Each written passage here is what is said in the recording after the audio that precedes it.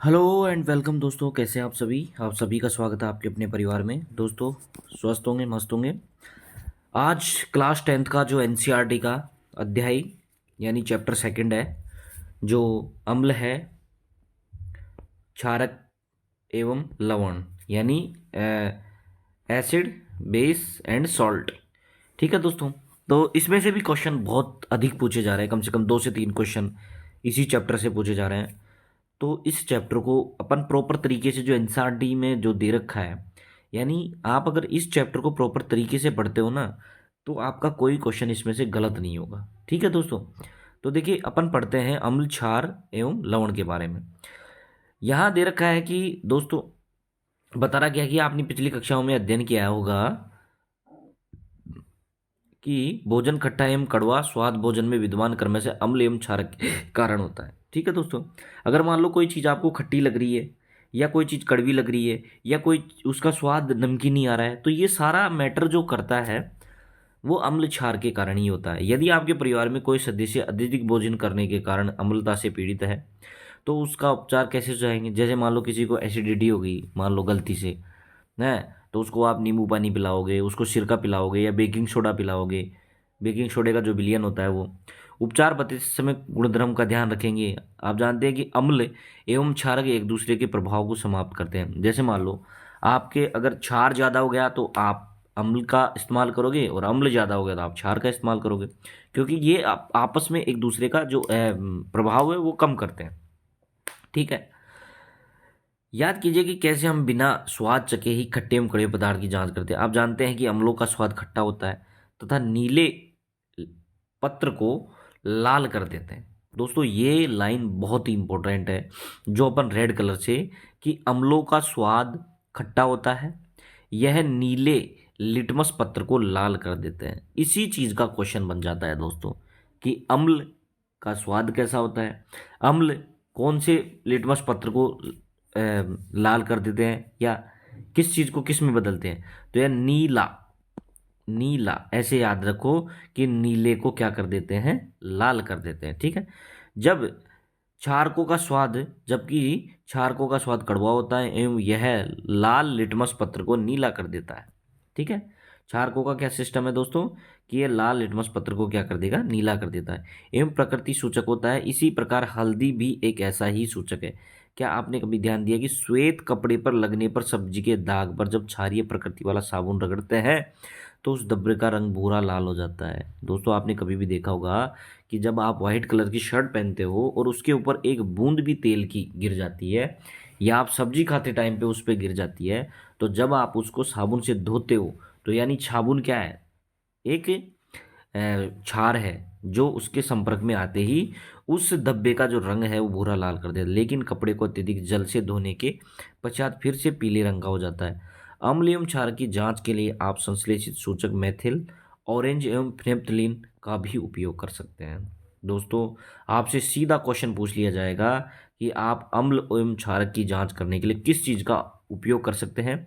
तो एक तो आ गया मेथिल ऑरेंज का, किसका दोस्तों, मेथिल ऑरेंज का, और एक फिनेप्थलीन का उपयोग कर सकते हैं। किसका, मेथिल ऑरेंज और फिनेप्थलीन का उपयोग कर सकते हैं। इस अध्याय में हम अम्ल एवं क्षारक की अभिक्रियाओं के बारे में अध्ययन करेंगे। ठीक है दोस्तों, देखो यहाँ अपन को बता रखा है इसने, ये जो दे रखा है अपन को, ये प्रॉपर तरीके से लिटमस विलियन बैंगनी रंग का रंजक होता है जो थैलेपाइड समूह के लिचेन पौधे से निकाला जाता है। प्राय इसे सूचक की तरह उपयोग किया जाता है। लिटमस जो विलियन होता है ना, वो किस रंग का होता है, कई बार क्वेश्चन यही पूछ लिया जाता है कि लिटमस जो रंग होता है वो कैसा होता है, बैंगनी रंग का होता है। दोस्तों इस चीज़ का ध्यान रखना। और वो कहाँ से निकाला जाता है, थैलोपाइटा समूह से निकाला जाता है। ये दो चीज़ भी आपको ध्यान रखनी होगी कि जो लिटमस विलियन होता है वो किस रंग का होता है, बैंगनी रंग का होता है। ठीक है, निकाला जाता है। लिटमस विलियन जब न तो अम्लीय होता है और न ही क्षारीय होता है, तब ये बैंगनी रंग का होता है। ठीक है, बहुत सारे प्राकृतिक पदार्थ जैसे लाल पत्ता गोभी, हल्दी, हाइड्रेंजिया, पेंटूनियम, जेरानिया जैसी कई फूलों की रंगीन पंखुड़ियाँ किसी विलियन में अम्ल एवं क्षारक की उपस्थिति को सूचित करते हैं। इन्हें अम्ल क्षार सूचक, कभी कभी केवल सूचक भी कहते हैं। ठीक है दोस्तों, आगे बता रखा है हमें कि देखो ये दे रखा है आपको अम्ल क्षार के बारे में, रासायनिक गुण। अम्ल एवं क्षार के रासायनिक गुण धर्म समझना। प्रयोगशाला में हाइड्रोक्लोरिक अम्ल है, ठीक है, जो मतलब अम्ल है, ठीक है। अम्ल कौन कौन सा है? एक तो हाइड्रोक्लोरिक अम्ल अम्ल है, एक सल्फ्यूरिक अम्ल जो H2SO4 आता है, हाइड्रोक्लोरिक अम्ल HCl, सल्फ्यूरिक अम्ल H2SO4, ठीक है। फिर आता है नाइट्रिक अम्ल HNO3, एसिटिक अम्ल CH3COOH, sodium hydroxide NaOH, calcium hydroxide Ca/OH का twice, potassium hydroxide KOH, magnesium hydroxide MgOH का ट्वाइस, अमोनियम हाइड्रोक्साइड NH4OH, ठीक। विलियनों के सूत्र एवं नमूने ये हैं, ठीक है दोस्तों। अब यहाँ देखो लाल लिटमस, नीले लिटमस, फेनेफ्थ्लीन और मेथिल ऑरेंज के साथ लिए गए रंग में क्या परिवर्तन होता है? यहाँ देखो देखो ये सारणी पूरी इसमें दे रखा है, देखो देखो यहाँ क्या कह रहा है, रंग में परिवर्तन के द्वारा यह सूचक हमें बताते हैं कि कोई पदार्थ अम्ल या क्षारक। कुछ ऐसे पदार्थ होते हैं जिनकी गंध अम्लीय या क्षार के माध्यम में भिन्न हो जाती है, इन्हें गंधीय सूचक, इन्हें उनकी जांच करते हैं, ठीक है। बारीकी से कटी हुई प्याज तथा स्वच्छ कपड़े के टुकड़े को एक प्लास्टिक के थैले में लीजिए, ठीक है दोस्तों। किसको? बारीकी से थैले को कसकर बांध दीजिए तथा पूरी रात फ्रिज में रखने दीजिए। अब इस कपड़े के टुकड़े का उपयोग अम्ल एवं क्षार की जांच के लिए किया जाएगा। इसमें 2 टुकड़े लीजिए एवं उसकी गंदगी जांच कीजिए। इसे स्वच्छ सतह पर रखकर उन्हें टुकड़े को तनु HCl विलयन की कुछ बूंदे, एक दूसरे पर NaOH की बूंदे डालिए, ठीक है। तो ये आपको क्या है कि प्रैक्टिकल करके बता रहा है, सारी चीज़ें प्रैक्टिकल करके बता रहे हैं, ठीक है।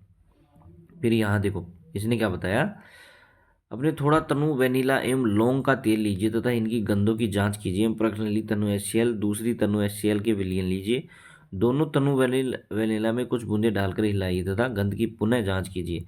यदि गंध में कोई बदलाव है तो उसे दर्ज कीजिए, ठीक है। और इसी प्रकार हाइड्रोक्लोरिक एसिड एवं सोडियम हाइड्रोक्साइड के साथ लौंग के तेल की गंध में आए परिवर्तन की जांच कर लीजिए, ठीक है। तो ये आपने परीक्षण के आधार पर वेनिला, प्याज, लौंग के तेल में किसी गंधीय सूचक की तरह प्रयोग किया जाता है। देखो दोस्तों, आप इस चीज़ का ध्यान रखना कि एसिड एंड बेस का पता लगाने के लिए वेनिला, प्याज, लौंग इन चीज़ों का उपयोग किया जाता है, ठीक है। आगे देखो, ठीक है। अब यहाँ देखो ये प्रॉपर तरीके से बता रखा है इसने प्रैक्टिकल करके। एक प्रश्नावली में 5 ml तनु सल्फ्यूरिक अम्ल लीजिए, इसे दानेदार जिंक के टुकड़े डालिए, ठीक है। 5 ml दानेदार जिंक के टुकड़े की सतह पर आप क्या देखें, उत्सर्जित गैस को साबुन के विलयन में प्रवाहित कीजिए। साबुन के विलयन में बुलबुले क्यों बनते हैं? जलती हुई मोमबत्ती को गैस बुलबुले के पास ले जाइए आप, ठीक है। तो ये चीज़ें आती हैं। इसके बाद देखो यहाँ क्या किया उसने, हाइड्रोजन गैस के बुलबुले बने हैं इसमें, परखने ली थी। इसमें तनु सल्फ्यूरिक अम्ल भरा हुआ था, दानेदार जिंक के टुकड़े डाल दिए इसने, तो यहाँ हाइड्रोजन गैस रिलीज हो गई, ठीक है।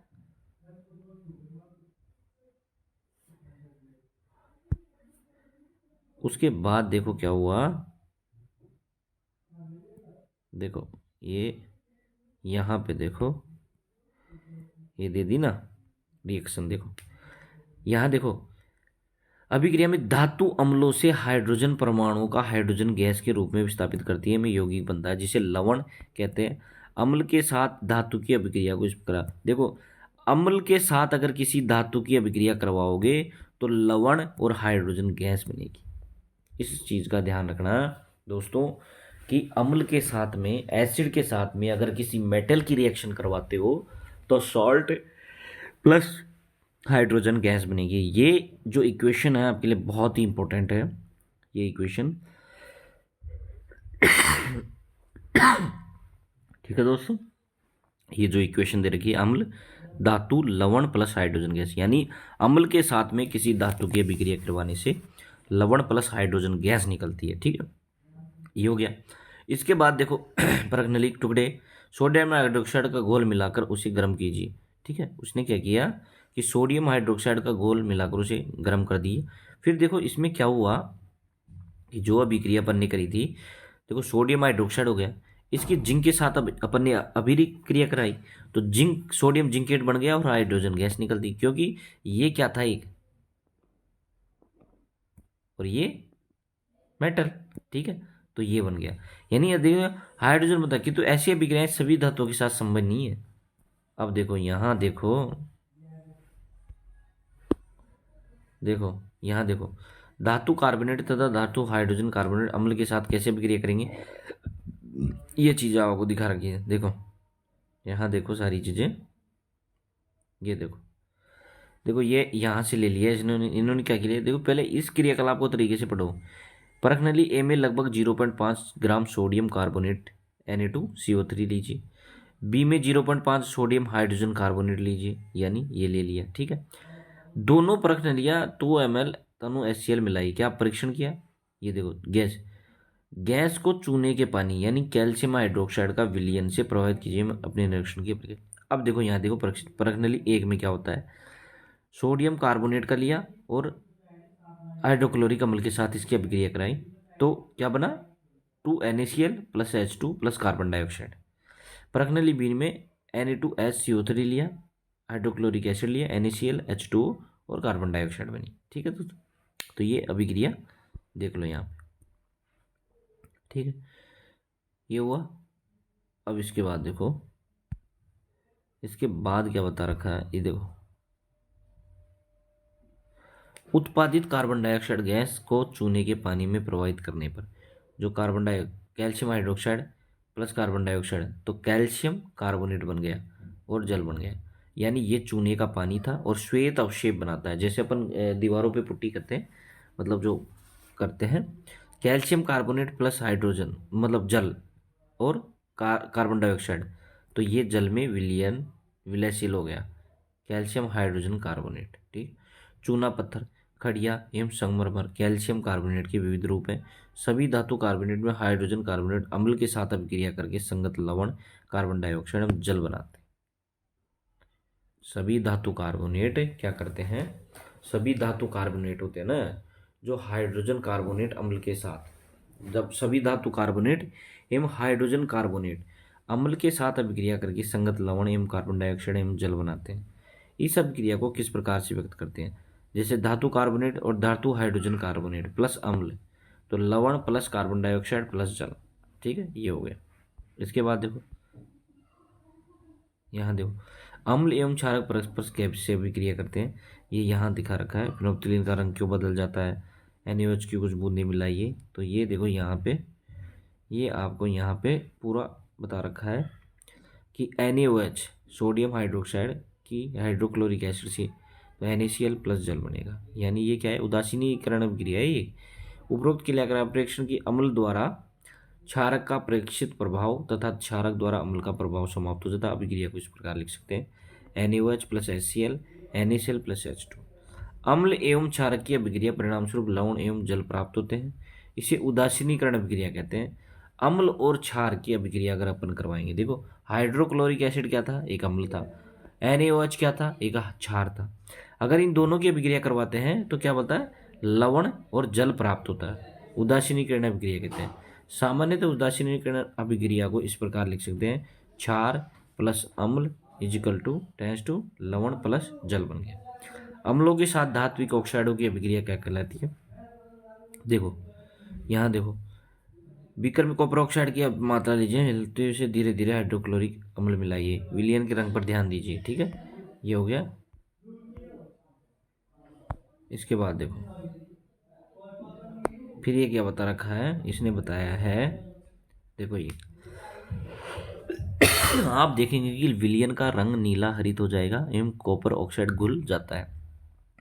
विलयन का नीला हरित रंग अभिक्रिया में कॉपर सेकंड क्लोराइड बनाने के कारण होता है। मतलब देखो क्या सीधी सी बात है कि देखो यहाँ अपन ने जो सीखा था, यहाँ अपन ने जो देखा था कि भाई बीकर में कॉपर ऑक्साइड की अल्प मात्रा लीजिए, कॉपर ऑक्साइड की लिया उसने और धीरे धीरे उसमें हाइड्रोक्लोरिक एसिड मिलाया था। क्या मिलाया था, धीरे धीरे हाइड्रोक्लोरिक एसिड मिलाया था उसमें। तो देखो उसमें क्या हुआ, देखो उसमें क्या हुआ, कॉपर सेकंड बना, कॉपर सेकंड क्लोराइड बना, ठीक है। Copper oxide CuO, copper oxide की अभिक्रिया HCl से कराई नहीं अपन ने, तो कॉपर सेकंड क्लोराइड बना, ठीक है। इस चीज़ का ध्यान रखना दोस्तों। तो धातु ऑक्साइड की अम्ल के साथ अभिक्रिया कराओगे तो लवण और जल मिलेगा। उपरोक्त अभिक्रिया के लिए समीकरण लिखकर संतुलित कीजिए। क्षारक एवं अभिक्रिया के सामने धात्विक ऑक्साइड की अभिक्रिया करके लवण एवं जल प्रदान करते हैं। अतः धात्विक ऑक्साइड को क्षारीय ऑक्साइड भी कहते हैं। ठीक है, क्षार के साथ अधात्विक ऑक्साइड की अभिक्रियाएं, क्षारों के साथ अधात्विक ऑक्साइड। कार्बन डाइऑक्साइड एवं कैल्शियम हाइड्रोक्साइड चूने का पानी के बीच अभिक्रिया देखी। कैल्शियम हाइड्रोक्साइड जो क्षारक है, कार्बन डाइऑक्साइड के साथ अभिक्रिया करके लवण एवं जल का निर्माण करते हैं। चूंकि क्षारक अम्ल के बीच होने वाली अभिक्रिया समान है, अतः हम निष्कर्ष निकाल सकते हैं कि अधात्विक ऑक्साइड अम्लीय प्रकृति के होते हैं। ठीक है, क्या कहना चाहता है कि अधात्विक ऑक्साइड अम्लीय प्रकृति के होते हैं, जबकि धात्विक ऑक्साइड क्षारीय प्रकृति के होते हैं। अधात्विक ऑक्साइड अम्लीय प्रकृति, जबकि धात्विक ऑक्साइड क्षारीय प्रकृति के होते हैं। ठीक है दोस्तों, तो यहाँ देखो आगे, यहाँ दे रखा है सभी अम्लीय एवं क्षारकों में क्या समानता है।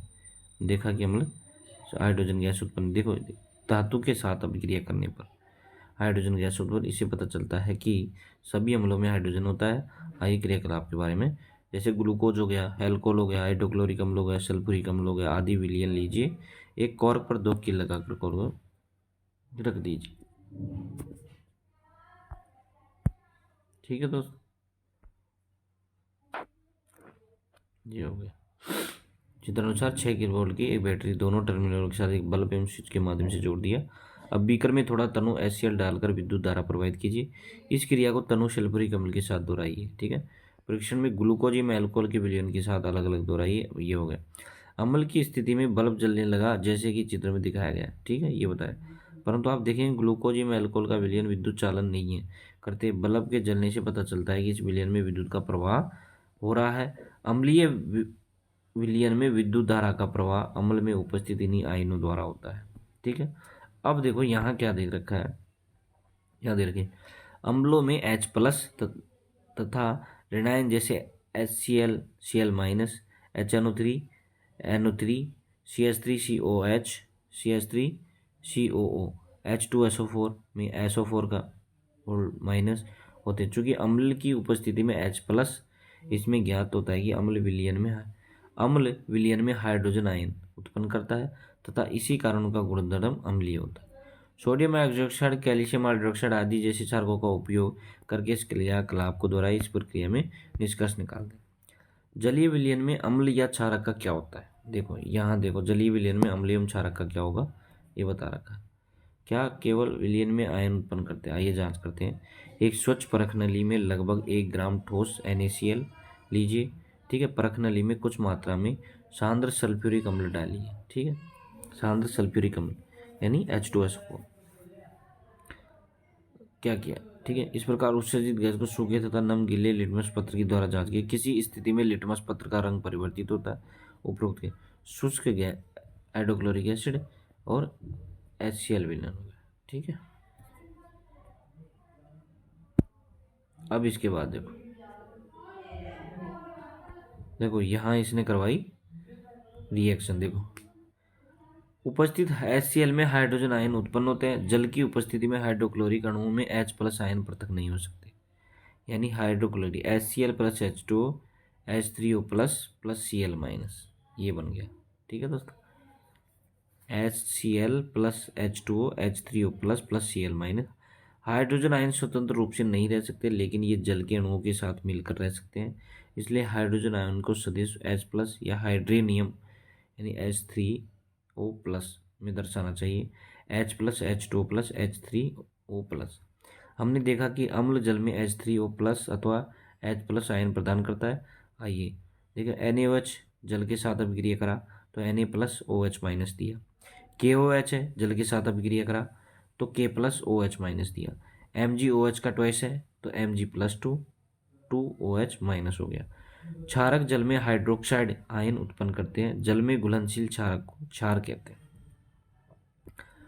ठीक है, क्षारक देखो, अम्ल जल में कौन सा करेंगे H प्लस आयन, जबकि क्षारक कौन सा करेंगे OH माइनस। ठीक है दोस्तों, तो इस चीज़ का भी आप प्रॉपर तरीके से ध्यान रखो। यहाँ देखो यहाँ बता रखा है सभी क्षारक जल में घुलनशील नहीं होते। जल में घुलनशील क्षारक को क्षार कहते हैं। इनका स्पर्श साबुन की तरह स्वाद कड़वा होता है तथा प्रकृति में संचारी होती है। इन्हें कभी छूना या चखना नहीं चाहिए क्योंकि ये हानिकारक होते हैं। ठीक है, अब तक हम जान चुके हैं कि सभी अम्ल H प्लस तथा सभी क्षारक OH माइनस उत्पन्न करते हैं। अतः हम उदासीनीकरण अभिक्रिया के रूप में व्यक्त कर सकते हैं अम्ल प्लस क्षारक, तो लवण और जल के रूप में बाहर आता है। ठीक है दोस्तों, तो ये हो गया, ये अपन ने कर लिया। फिर इसके बाद देखो ये बता रहा है, इसने बताया है कि एक बीकर में 10 ml जल लीजिए, इसमें कुछ बूंदे सांद्र सल्फ्यूरिक अम्ल यानी H2SO4 की डालो। तो डालकर बीकर को धीरे धीरे घुमाइए, बीकर के आधार को स्पर्श कीजिए, क्या तापमान में कोई परिवर्तन आया, यह प्रक्रिया क्या ऊष्माक्षेपी अथवा ऊष्माशोषी है, ये चीज़ें अपन देख रहे हैं। ठीक है, इसके बाद देखो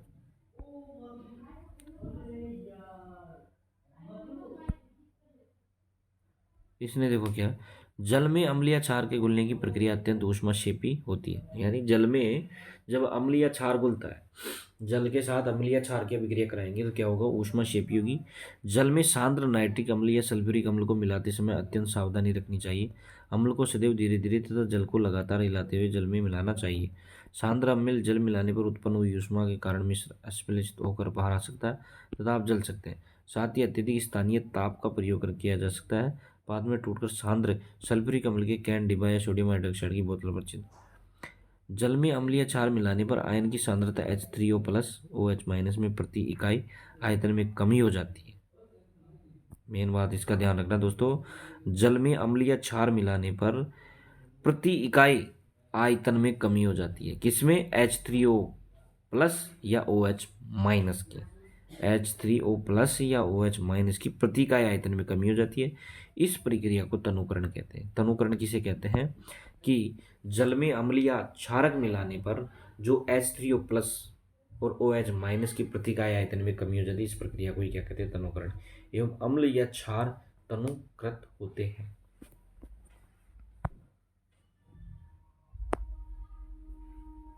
ठीक है दोस्तों, अधिक अम्लता से 14 तथा पीएच को ज्ञात कर सकते हैं। साधारण पीएच को एक ऐसी संख्या के रूप में देखना चाहिए जो विलयन की अम्लता अथवा क्षारीयता को दर्शाता है। हाइड्रोनियम आयन की सांद्रता जितनी अधिक होगी उसका पीएच उतना ही होगा। यानी हाइड्रोनियम आयन की सांद्रता जितनी अधिक होगी ना, यानी H प्लस आयन की सांद्रता जितनी अधिक होगी उसका पीएच उतना ही कम होगा, हाइड्रोनियम आयन की सांद्रता। किसी भी उदासीन विलयन का पीएच मान 7 होगा। यदि पीएच स्केल में किसी विलयन का मान 7 से कम है तो अम्लीय विलयन होगा। यदि पीएच का मान 7 से 14 तक बढ़ता है तो विलयन OH माइनस सांद्रता में वृद्धि को दर्शाता है। ठीक है, अगर OH माइनस साइन सांद्रता वृद्धि को दर्शाता है तो उसका क्षारीय विलयन होगा, अर्थात क्षार की शक्ति बढ़ जाती है। सामान्यतः पीएच सार्वत्रिक अंतरी पर निर्भर करता है। देखो यहाँ से H प्लस आयन की सांद्रता में अगर वृद्धि हो रही है, इधर जाने पर H प्लस आयन की सांद्रता में वृद्धि हो रही है, यानी बढ़ती हुई अम्लता को दिखा रहा है ये। ठीक है, इधर जाने पर OH माइनस की सांद्रता में वृद्धि हो रही है, ठीक है, तो बढ़ती हुई क्षारीय प्रकृति को दिखा रहा है ये। ठीक है दोस्तों, तो ये चीज़ें आपको प्रॉपर तरीके से बता रखी है और ये बता दिया है। अब यहाँ देखो दोस्तों, ये इंपॉर्टेंट है, ये तीन जठर रस जो से अपन पेट का जो हाइड्रोक्लोरिक एसिड होता है वो बोलते हैं, तो उसका पीएच मान 1.2 होता है। नींबू का रस 2.2 होता है। ठीक है दोस्तों, शुद्ध जल का 7 होता है जबकि रक्त का 7.4 होता है। मिल्क ऑफ मैग्नीशिया का 10 होता है और सोडियम हाइड्रोक्साइड जो विलयन होता है NaOH, ये क्या होता है, सोडियम हाइड्रोक्साइड। ठीक है दोस्तों, फिर आता है 11।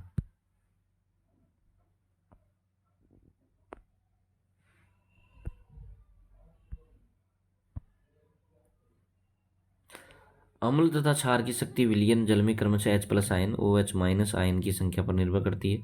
यदि हम समान सांद्रता के हाइड्रोक्लोरिक अम्ल तथा एसिटिक अम्ल जैसे एक मोलर विलयन लेते हैं तो विभिन्न मात्रा में हाइड्रोजन आयन उत्पन्न करेंगे। अत्यधिक संख्या में H प्लस आयन उत्पन्न करने वाले अम्ल प्रबल अम्ल कहलाते हैं, जबकि कम H प्लस आयन उत्पन्न करने वाले अम्ल दुर्बल अम्ल कहलाएंगे। क्या आप यह बता सकते हैं कि दुर्बल अम्ल प्रबल क्षारक होते हैं? दैनिक जीवन में पीएच का महत्व क्या है?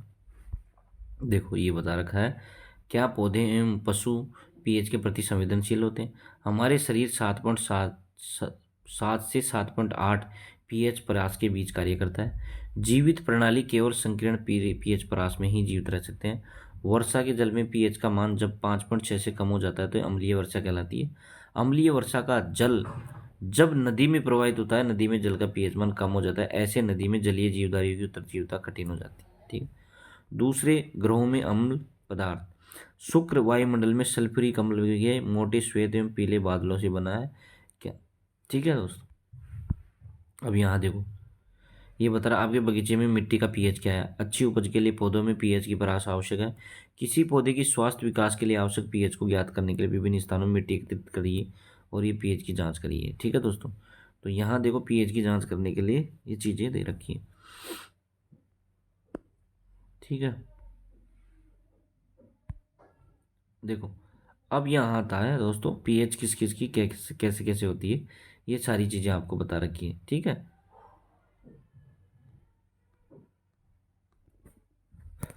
देखो दोस्तों हमारे पाचन तंत्र का जो पीएच मान होता है वो देखते हैं एक बार क्या होता है। यह अत्यंत रोचक है कि हमारा उदर हाइड्रोक्लोरिक अम्ल उत्पन्न करता है। यह उदर को हानि पहुंचाए बिना भोजन के पाचन में सहायता होता है।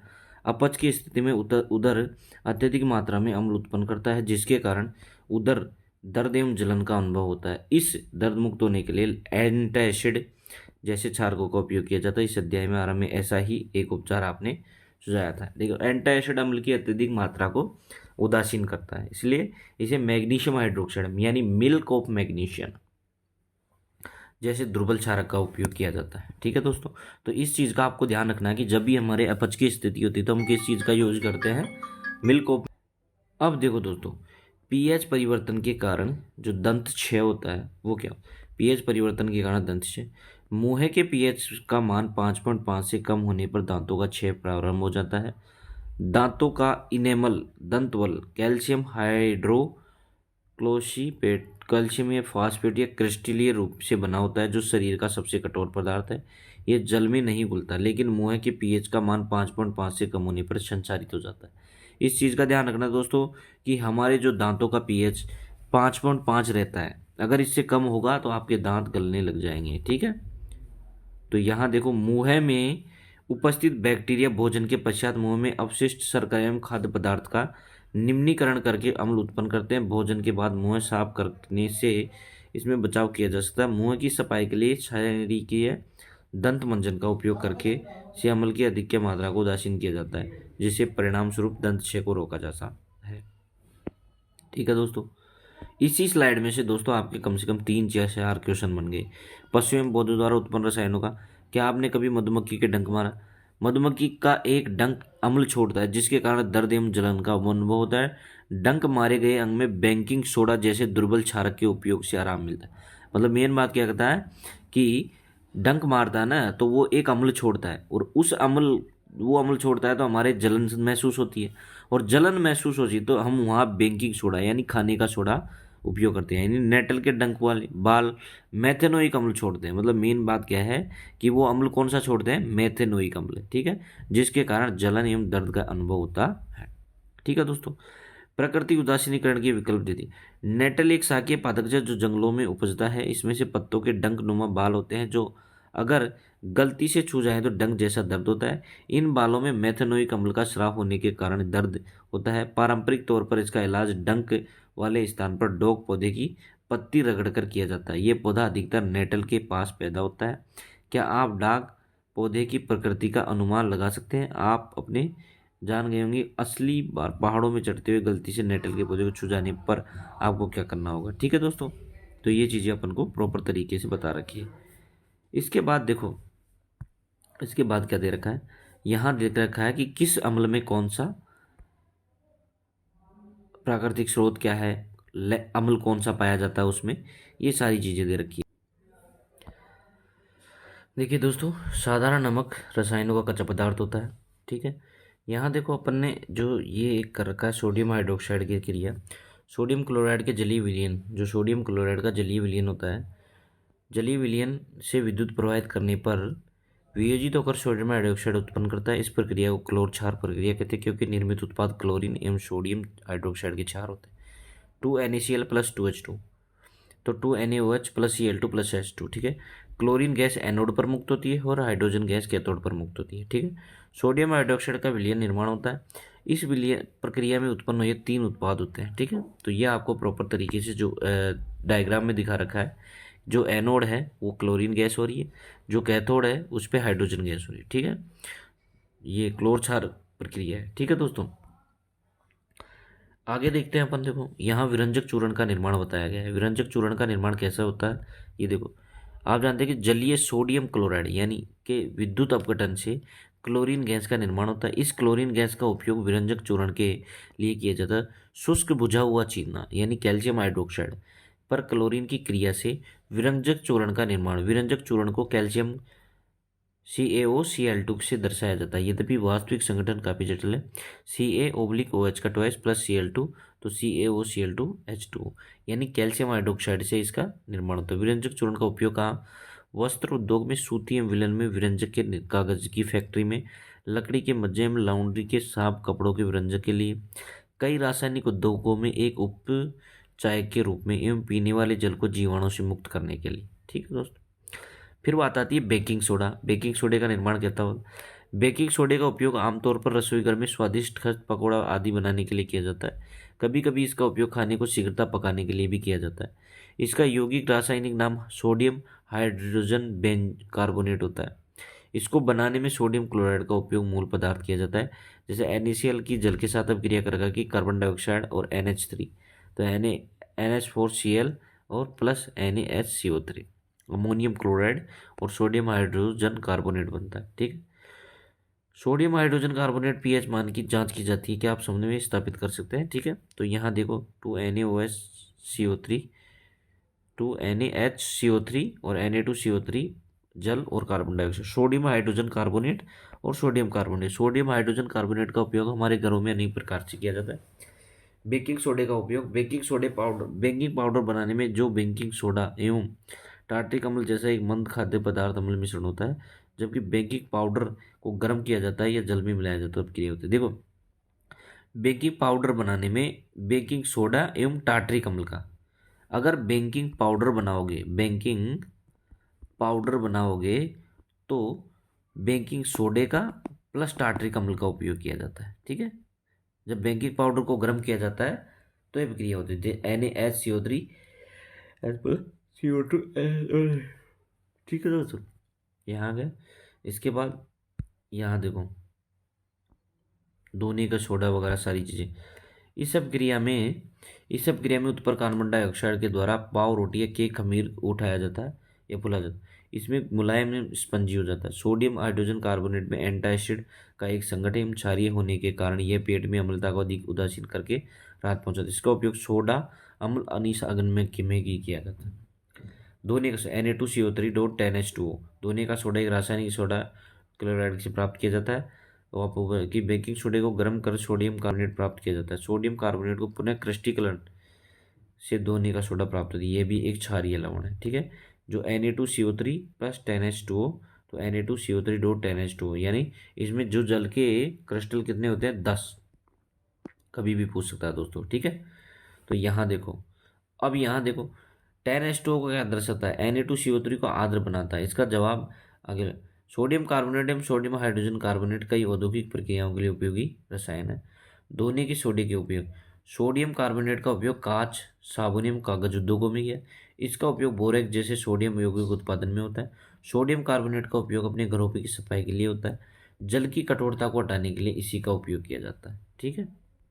यह आपको प्रॉपर तरीके से बता रखा है। ठीक है दोस्तों। फिर यहाँ देखो देखो ये देखो शुष्क दिखने वाले कॉपर सल्फेट क्रिस्टल को क्रिस्टल का जल होता है। जब हम क्रिस्टल को गर्म करते हैं तो जल हट जाता है एवं लवण का रंग श्वेत हो जाता है। यदि आप क्रिस्टल को पुनः जल में भिगोते हैं तो क्रिस्टल का नीला रंग वापस आता है। लवण के 100 इकाई में जल के निश्चित अणुओं की संख्या को क्रिस्टल का जल कहते हैं। कॉपर सल्फेट के 100 इकाई में जल के 5 अणु उपस्थित होते हैं। जलीय कॉपर सल्फेट का रासायनिक CuSO4.5H2O क्या आप बता सकते हैं? Na2CO3.10H2O का आद्र अणु नहीं है। ठीक है। फिर बात आ जाती है दोस्तों प्लास्टो पेरिस के बारे में। प्लास्टो पेरिस पे एक मोस्ट इंपॉर्टेंट क्वेश्चन है। जिप्सम को 373 केल्विन पर गर्म करने पर यह जल के अणुओं को त्याग कर सल्फेट अर्ध हाइड्रेट या हेमी हाइड्रेट यानी CaSO4.5H2O बनाता है। इसे प्लास्टो पेरिस कहते हैं। इसका पदार्थ का उपयोग डॉक्टर टूटी हुई हड्डियों को सही जगह पर स्थिर रखने के लिए करते हैं। प्लास्टो पेरिस एक सफेद चूर्ण है जो जल मिलाने पर यह पुनः जिप्सम कठोर पदार्थ बना देता है। जैसे CaSO4.5H2O प्लस इसमें 1.5 अणु जल का मिलाते हैं तो CH4 2 जिप्सम हो जाता है। ठीक है, प्लास्टर ऑफ पेरिस के में क्या होता है, हेमीहाइड्रेट होता है, जबकि जिप्सम 2 हाइड्रेट होता है। ठीक है, और यहाँ देखिए केवल आधा अणु क्रिस्टल के जल के रूप में जुड़ा होता है। जल का आधा अणु कैसे प्राप्त होता है, कैल्शियम सल्फेट का कोई 2 इका सूत्र के अणु के साथ आधारित है। प्लास्टर ऑफ पेरिस का उपयोग खिलौना बनाने, सजावट सामान एवं चिकना बनाने में किया जाता है। ठीक है दोस्तों, तो ये आपको प्रॉपर तरीके से बता रखा है। फिर आगे आते हैं अपन, देखो ये क्वेश्चन वगैरह आ गए। अब यहाँ देखो ये थोड़ा इम्पोर्टेंट पार्ट है। यहाँ देखो, अम्ल क्षार सूचक रंजक या अम्ल के मिश्रण होते हैं जिनका उपयोग अम्लीय क्षारक की उपस्थिति को सूचित किया जाता है। विलयन में H+ आयन के निर्माण के कारण ही पदार्थ की प्रकृति अम्लीय होती है। विलयन में OH- के आयन की प्रकृति क्षारीय होती है। जब कोई अम्ल किसी धातु के साथ अभिक्रिया करता है तो हाइड्रोजन गैस उत्पन्न होती है, साथ ही संगत लवण का निर्माण होता है। जब क्षारीय किसी धातु से अभिक्रिया करता है तो हाइड्रोजन गैस उत्पन्न के साथ एक लवण का निर्माण होता है, जिसका ऋण आयन तथा उष्ण परमाणु संयुक्त रूप से निर्माण करता है। जब अम्ल किसी धातु कार्बोनेट या हाइड्रोजन कार्बोनेट से अभिक्रिया करता है, संगत लवण कार्बन डाइऑक्साइड गैस मिला। मतलब जो अपन ने पढ़ा है दोस्तों इसी चैप्टर में वो सारा यहाँ पे दिखा रखा है आपको। बाकी तो इसमें क्वेश्चन दे रखे हैं। ठीक है, तो दोस्तों मैं उम्मीद करता हूँ कि आपको बहुत ही तरीके से समझ में आया होगा। अपन ने सारी चीज़ें प्रैक्टिकल के रूप में जो NCERT की बुक है उसको तरीके से पढ़ा है दोस्तों। ठीक है, तो मैं आपसे रिक्वेस्ट करूँगा दोस्तों कि आप इसको प्रॉपर तरीके से पढ़ के जाएँ। प्रत्येक क्वेश्चन इसी में से आ रहा है। ठीक है, जय हिंद दोस्तों।